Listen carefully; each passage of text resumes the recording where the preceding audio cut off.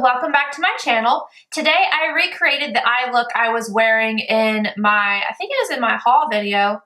I think it was, I don't remember, but you guys requested it, so I did it. I used the Viseart palette as well as a MAC pigment just to give it a little bit of oomph. And if you would like to see how I created this eye look, just keep watching. I already have my base on, my foundation, powder, yada yada, brows done. If you are somebody who can't seem to help getting fallout all over your face, do your makeup second so that if you end up messing up and having fallout, you don't have to worry about sitting here and redoing your foundation. But I'm pretty good about it, knock on wood, because I'll say that and then I'll end up with fallout all over my face. But I have my makeup done first. And I've already primed my eyes. I used MAC Soft Ochre Paint Pot, and I used that from the bottom of the lid all the way up to the brow. I did not set that with anything, but if you wanted to, you totally could. I'm going to start off using the 01 Neutral Matte palette from Viseart, and I'm going to use a MAC 242 and this white shade, and I'm going to pack this right underneath the arch of the brow. Not from tail to corner, just underneath the arch, and buff it downward. I really love using these Viseart shadows and then adding one extra thing in with them. So today I'm going to use MAC's Blue Brown Pigment. This is my favorite pigment from MAC just because it's absolutely gorgeous, and in person it's to die for. It's like a mermaid. It's like a brownish purpley and it reflects to teal. It's so stunning. And what I'm going to do is take that 242, pack a little bit of the pigment on the brush, not too much, tap off any extra.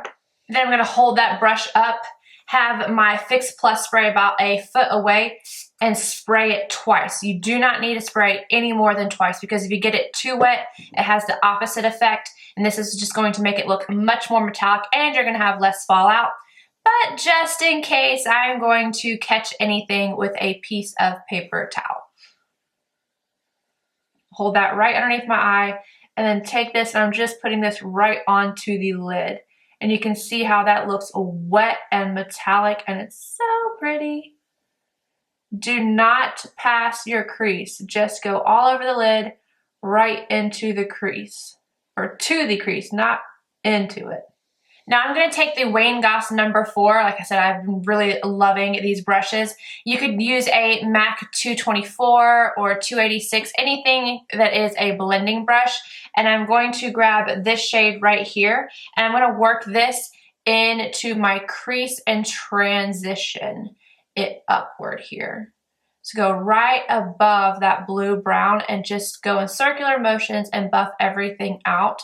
Don't go right into the blue brown, because if you do, you'll end up blending that upwards, and we do not want that. Now I'm moving over to the Dark Mattes palette, and you've got to be careful with this one because it's so pigmented.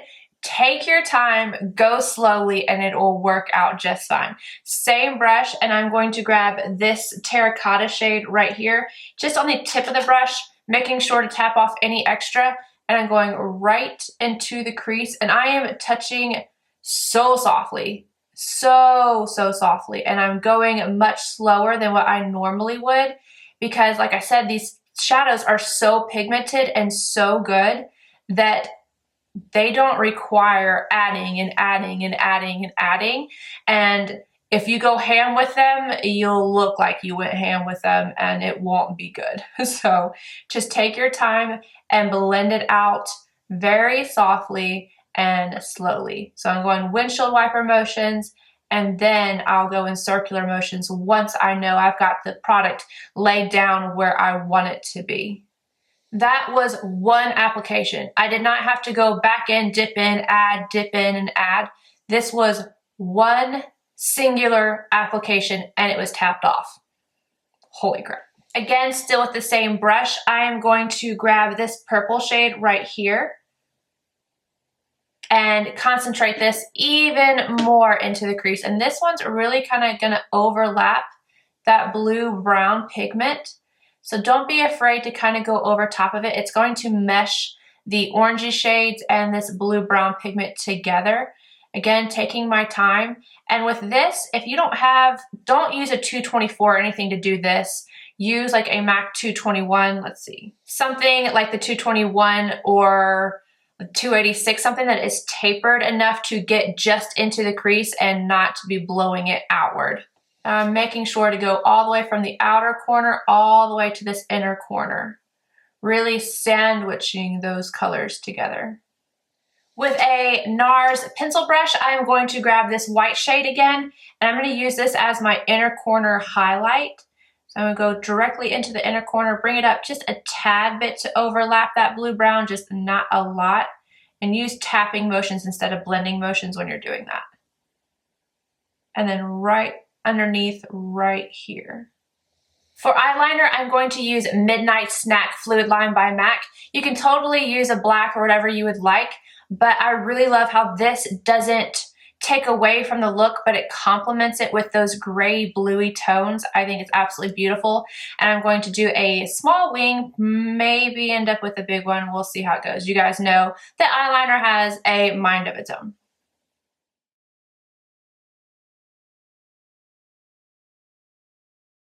I don't think I did wing liner the first time, but I was feeling it today, so I did.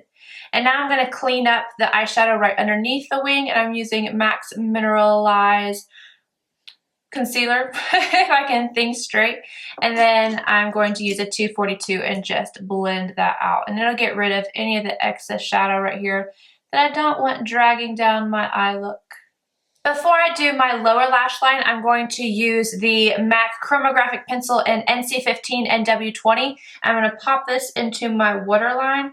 This is just going to brighten up the eye. Again, if you wanted to do black, you could, but I want my eye to look a little bit more awake and brighter. Now, I want my lower lash line to be pretty smoky. If you don't, I would pull this back some and maybe just use this cream colored shadow right here underneath and call it a day. But I'm going to use it all. So I'm going to start off with that transition shade we used on my NARS pencil brush and just buff this under. And I'm going to be applying a few layers of this and bringing it down quite a bit. Sorry guys, my camera decided to stop rolling while I was in the middle of doing this. So same brush, NARS pencil brush, and I grabbed the terracotta shade just a little bit because remember how pigmented they are, and work this slowly underneath the eye. I was going to add in the purple, but when I added this liner in, I think I like it like this, and so I think it's going to stay like this. Yep. All right, so we are going to add some mascara. I'm using the MAC Extended Play Gigablack, and you can use whatever you want, but I'm going to be putting falsies right on top of this anyway. But make sure you do your top and bottom lashes. For lashes, I'm going to use MAC 7 Lash, and I'm going to pop these on off camera and finish off my makeup, and I will be right back. Okay guys, so this is the finished look. I totally went with a completely different lip, but I wanted to use something that I haven't touched in a while, you know, pick up something in my collection, use it. There's a thought, right? So I grabbed one of the Too Faced melted lipsticks, and I will put in the description box below everything I added to my face to go along with this eye look. I hope you guys enjoyed this video. If you did, give it a thumbs up. If you're not subscribed, please do so. I would appreciate it. And more importantly, come back. Bye guys.